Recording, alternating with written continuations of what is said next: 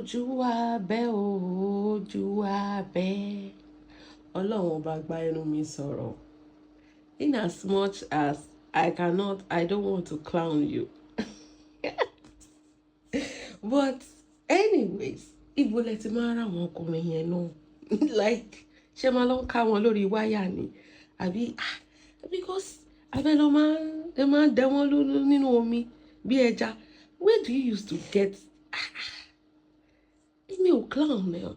But èmi gan tí mo jẹ́ ẹlẹ́yà tèmi, my husband cannot do like that. Èmi máa ń sọ kíní kan fún yín, kò sí nǹkan tẹ́ fẹ́ fi ọmọdé ṣe ju kó máa gbá yín, kó máa kàn ṣòmóbó yín, kó fẹ́ kàn yín pa. That is the only thing they are wúlò for. But when it comes to morals and, respect and, and leadership, they don't know. Ẹ fáwọn àgbàlagbà ló lè ṣe. Ojú Abẹ, ṣé o mọ̀ pé kíní yìí ti ṣẹlẹ̀ rí? Tó Sesin Awọ́rò torí young boys tó like tó kí dandan kó máa kàn ẹ́ bí irin ni. Ìgbà tó kì í ṣe alágbẹ̀dẹ wọ́n máa gbá ẹ bí irin kó ṣe máa gbá ẹ kíkiní wọn lè kó wọn lè mọ́ ẹ lóbò. Ilé yóò kò bójú mu now. A man that respects you, ẹ̀yin èèyàn, ṣé ẹ ti gbọ́ tó kọ́ mi tó sọ̀rọ̀ rí lórí live video tí bá ń ṣe? Have you ever heard that? Ó máa jẹ́ tó bá ní nǹkan kan tó dùn àbí ó ní nǹkan kan tí ò fẹ́ gé sọ, ó máa sọ fún mi after the show. It will not come to social media. Wọ́n wá fọwọ́ rọ́ ẹ, wọ́n wá Ọlọ́run ṣàánú mi. Wọ́n wá fọwọ́ rọ́ ẹ. Get out! Àbí báwo kí ni bọ̀dá yẹn sọ? Má bínú, mi ò rántí mọ́. Tó kàn fọwọ́ rọ́ ẹ sẹ́gbẹ̀ẹ́ gbẹ́. How will you say you today? Are you sure àwọn ọmọ máa kó gbàjú fún ẹ níbi tó wà? Yàbájọ tó fi ń rú. Wọ́n gbá ẹlẹ́gbọ̀n. Wọ́n dẹ̀, my husband cannot say that. Èmi tó yẹ pé ẹni sọ̀tì máa ti bú sẹ́kún. My husband cannot say that in front of thousands of people. He won't even interfere on my live show. Ṣé ti understand it? He won't interfere. He won't drop a like. He will not even shake any. He will not even, put himself in front of videos to prove a point. This is what heartache and disrespect that comes when tó bá ti ń dógó tó jù lọ. Ṣùgbọ́n àwọn ọkùnrin tó make ẹni ayé, they don't interfere with whatever it is you're doing because they have things going on for them. This is ṣọ́rántí ìgbà ayé ìgbà yẹn jẹ́ kí reference màmá wa nígbà yẹn tó di màmá wọn sí. Ṣé mo kó ó ṣe show yẹn tó mú wọn bú tó sọ pé excuse me ma, mi ò lè fi wọ́n lẹ̀. Wọ́n ṣe young yẹn, wọ́n ṣe ń bojú ẹ̀jẹ̀ yẹn lọ like ṣọ́rántí. That was, I think, early this year or late last year, December/January. I cannot remember vividly. Tí mo ṣe show pé show forí gbálẹ̀ ni. Ìgbà yẹn a máa ṣe respect mọ̀mọ́ kì í ṣe ń sìn tó yẹ pé mọ̀mọ́ tí a ti tójú mọ̀mọ́ mọ́lẹ̀ gan-an. Nígbà yẹn tá à ń sọ pé ṣo ṣe èrè ní òmò pé mọ̀mọ́ ganu ayé báwo ló ṣe máa kàn fún mọ̀mọ́ ṣó gbádùn ṣó mi yàtọ̀ pé ní mọ̀mọ́ ni. Àní ó tó ọ̀rọ̀ rẹ̀ ni mọ̀mọ́ bẹ́ẹ̀ sọ yẹn pé fẹ́ ojú ẹgbẹ́ rẹ̀ àbí kó o fẹ́yàn tó ju ẹ lọ, má tẹ̀ fojú ẹgbẹ́ fẹ́yàn tó ju ẹ lọ tó dẹ̀ mọ̀ kì í ṣe gbogbo ọkùnrin tó júyàn náà lọ́dọ̀ mọ́ bó ṣe ń lead o wèrè iná bí ń wo wèrè o. Àwọn ọkùnrin kan wà, you will see the charisma of leadership in them. You will enjoy it. Most of the time ó máa wà nù older men.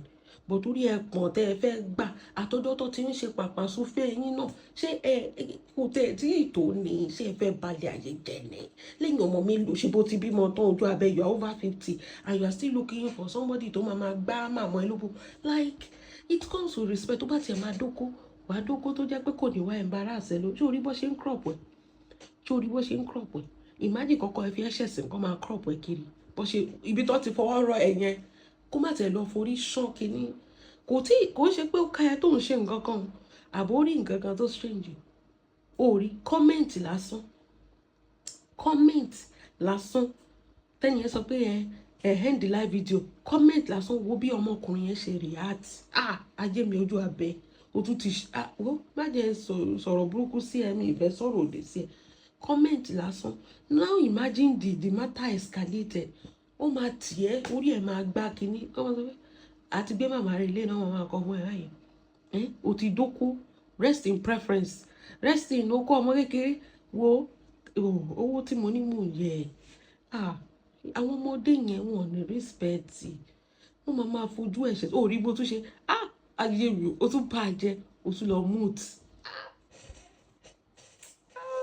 orí mi o where are you getting this men mo ṣe ẹ lọ máa mú wọn lódò bí ẹja ni because I don't understand àwọn tí ò ní character tí ò ní kíní that just want to prove themselves to the world pé àwọn lọkọ ẹ kò sí nǹkan tó máa ṣe àwọn tí ò ní wá àwọn tí ò mọ̀rọ̀ sọ àwọn tí ò mọ bó ṣe even if he has an opinion he's supposed to wait after the live show and discuss it with you but he came to ṣe káládé wa wá sórí live video àṣé mi ọkọ mi ò kárí he will never do that kò sí mi bọ́ mo mọ nǹkan tí ọkọ mi máa ṣe he can never do it ó máa dúró kó o ṣe tán ó máa wá fún ẹ ní oríkì ilé yín tó bá ti ṣe tán ni kì í ṣe pé kó wá sórí social kó máa ṣe gàràgàrà kó. a tún ti fòbò ṣe sàárà ọkọ mélòó this is why you people ọkùnrin kan kò dáa you picking the wrong set of men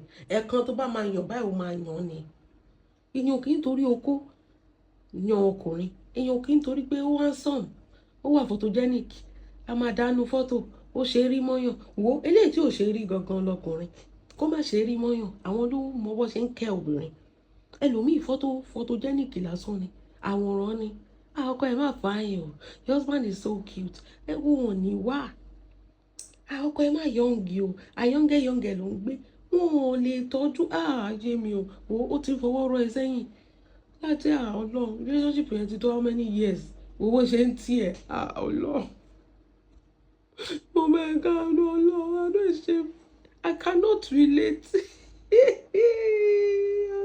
lórí kámẹ́rà ni wá imagine nǹkan tó máa ṣe fún ẹ behind the camera behind the scene ni ó I cannot relate ló ń rọ ẹ bẹ́ẹ̀ yẹn tọkọ mi bá pariwo mọ́ mi kékeré báyìí ó máa bú sẹ́kún ni ó tún máa bẹ̀ mí kò sí nǹkan tí ò tún ní fi bẹ̀ mí ìgbà yẹn màá tún lọ mú list gbogbo nǹkan tí mo ti kọ pamọ́ tí mo fẹ́ rà mi ò wà ní gbọ́ bọ̀rọ̀ ọ̀tún ìgbà tó bá rà fún mi ọkùnrin ọkọ mi ò fọwọ́ kàn mí báyìí rí lórí mo bàjẹ́ gan mo bàjẹ́ kò fọwọ́ kàn mí báyìí rí òun ni ọkọ ẹ tó wá ṣe kí ni tó wá ń rọ ẹ níwájú thousands of people billions of people níwájú billions ṣé o mọ bí tó ti mi ò sọ pé thousands àwọn tó crop ẹ àwọn tó ti crop ẹ àwọn tó jẹ́ kí àwọn tí ò tí ì rí kan tó rí bọ́ tó ṣe fi ẹ̀ṣẹ̀ sí apá kejì within last year and this year wo bí ọkùnrin ṣe ń fi ẹ̀ṣẹ̀ sí ojú abẹ torí pé you are looking for a younger guy ṣùgbọ́ yẹn ti dìn tó yẹn ni tó rò pé papa sùn pé bẹ́ẹ̀lì sùn kò jẹ́ kí n sùn kó má lè sùn lóru ó máa dún ẹ mọ́jú lójú orí ẹ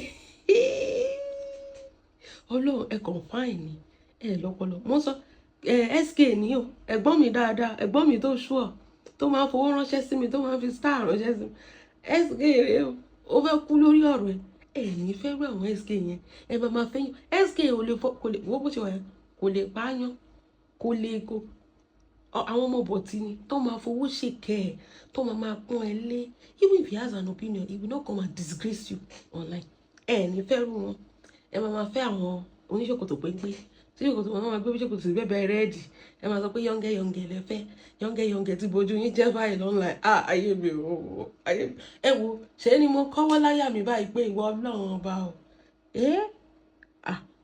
mi ò mọ nǹkan tí tó no o wá mood tó bá jẹ́ pé kò sí lórí kámẹ́rà bọ̀bọ́ yẹn máa fọ́ ẹ ní etí nǹkan tó ń pa mọ́ra nìyẹn Oju Abe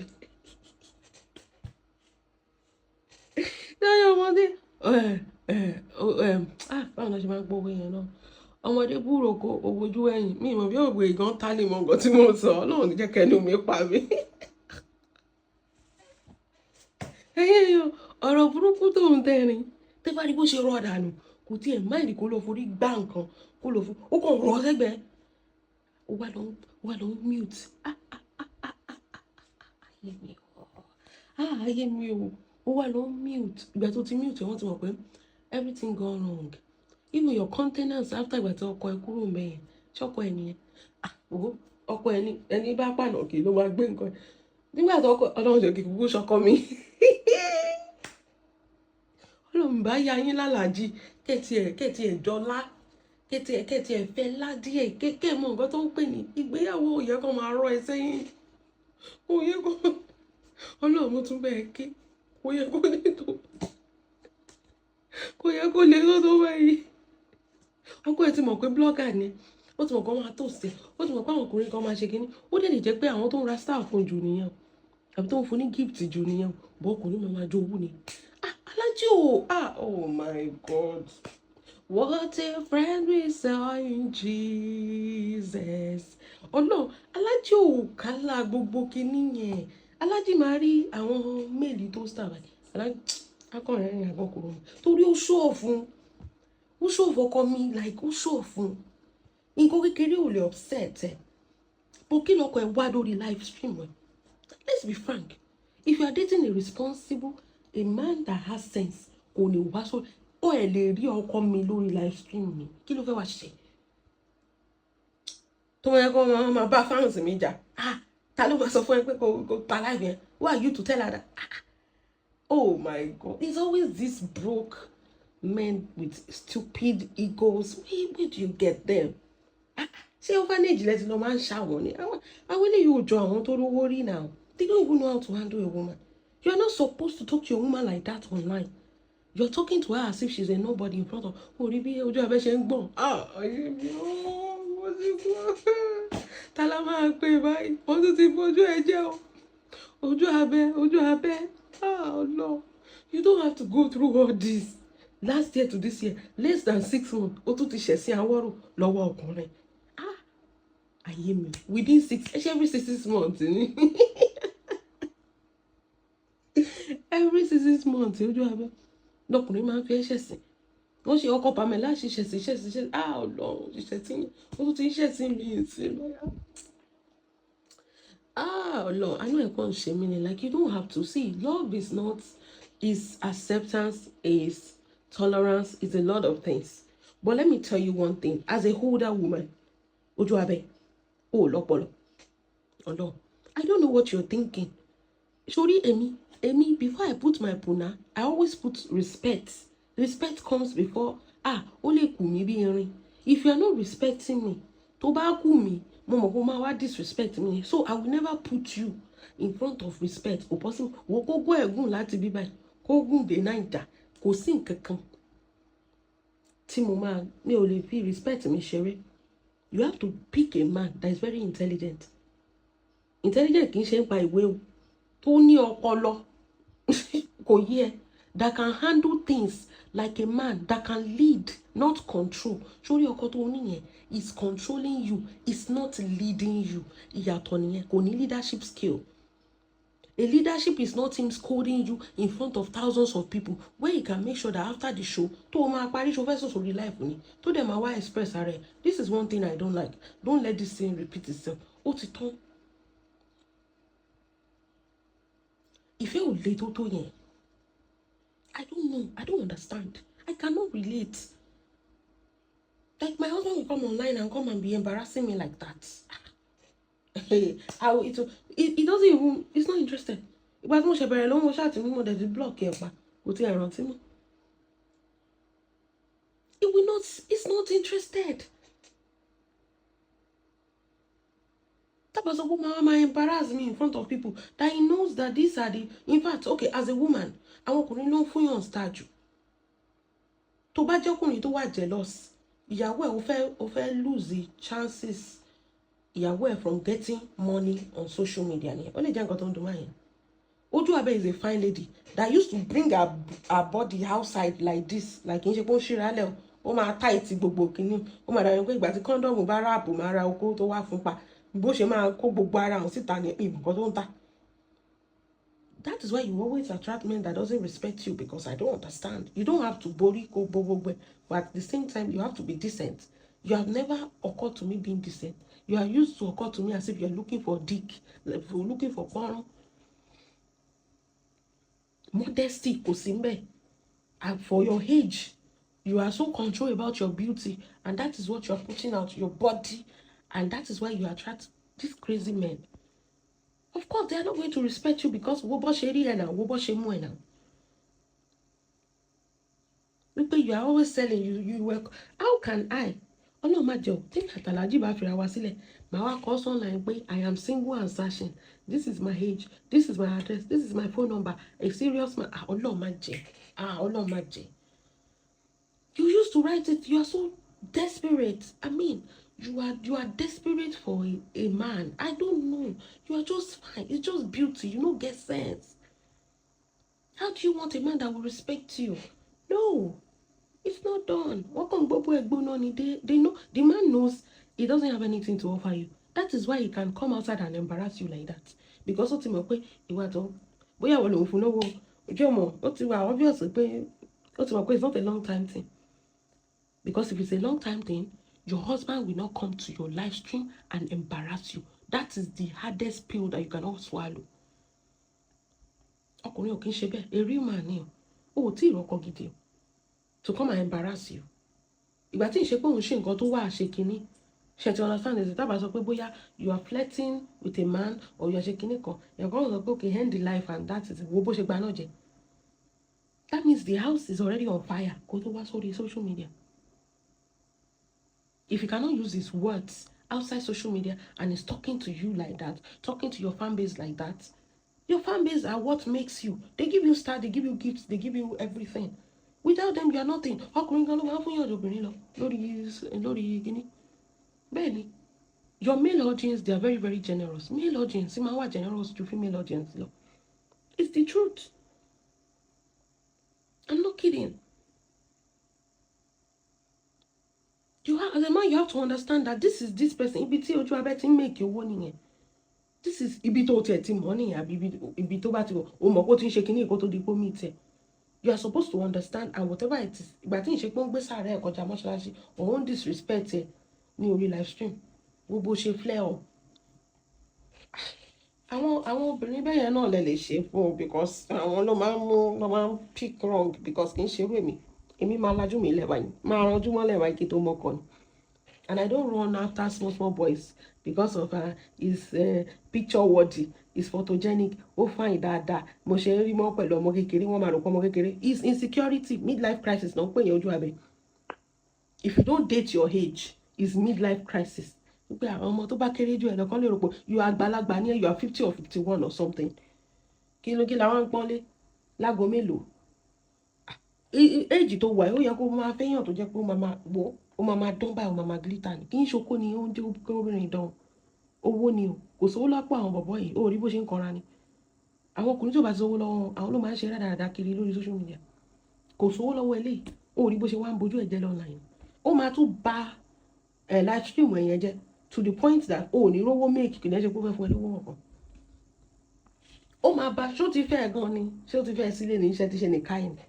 Ó máa ba live stream ẹ̀yẹn jẹ́. Tó máa fi lé ẹ kúrò mẹ́gan tó wá nìyẹn torí bó ṣe wà yẹn wọn ò lówó lọ́wọ́ bọ̀ wọ́n jowú ju anything lọ. Wẹ́nú ìwọ ló ṣáà lóbò tó fi ń ṣẹ̀sìn kiri àbí ó bí my own puna. Ó pẹ́ kó tó yẹ mí dáadáa. Wo àtúndúró de ẹ má wọrí àtúwá ṣẹ̀sìn mi in December. Ẹ mọ̀ pé ṣé ò kì í sun tiẹ̀. He like them young. Ìgbà tó kì í ṣe pedophile. He like them young. She like them young.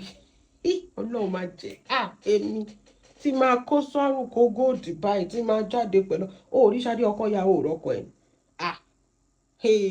ó rí bó ṣe ń dán owó ló ń jẹ́ kóbìnrin dán kí n ṣokó ibi tẹ́ ti ń gẹ̀tẹ̀ rọ́ǹgì ni ìwé kan máa dùn ẹ́ bí irin oríṣadé ọkọ ya òrọ́kọ ẹ̀ ni tó máa jáde tán báyìí the older the berry the sweeter the juice àbí báwo ni the more tí irun ẹ bá ṣe funfun tí irun ọkọ ẹ bá ṣe the more làpò ẹ ṣe máa kí.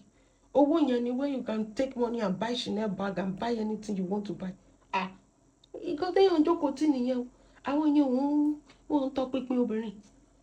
Àwọn ọkùnrin tó dàgbà wọ́n ń tọpinpin obìnrin tó ní nífọ̀kànbalẹ̀.